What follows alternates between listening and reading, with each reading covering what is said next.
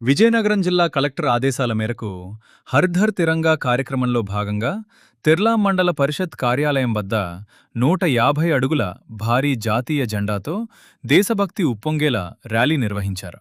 మండల తహసీల్దార్ ఆర్ ధనం, ఇన్ఛార్జ్ మండల పరిషత్ అభివృద్ధి అధికారి ఎంపీడీఓ దత్తి వెంకట్రమణ జాతీయ జెండాను ఆవిష్కరించి ర్యాలీని ప్రారంభించారు. ఈ సందర్భంగా వారు మాట్లాడుతూ ప్రతి ఒక్కరూ తమ ఇళ్లపై జాతీయ జెండాను ఎగురవేసి దేశభక్తిని చాటాలని పిలుపునిచ్చారు.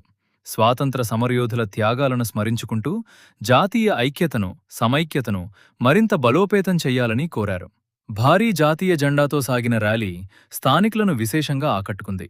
కార్యక్రమంలో వివిధ శాఖల మండల స్థాయి అధికారులు, మండల పరిషత్ సిబ్బంది, ప్రభుత్వ ఉద్యోగులు, ప్రజాప్రతినిధులు, గ్రామ ప్రజలు పెద్ద సంఖ్యలో పాల్గొని కార్యక్రమాన్ని విజయవంతం చేశారు.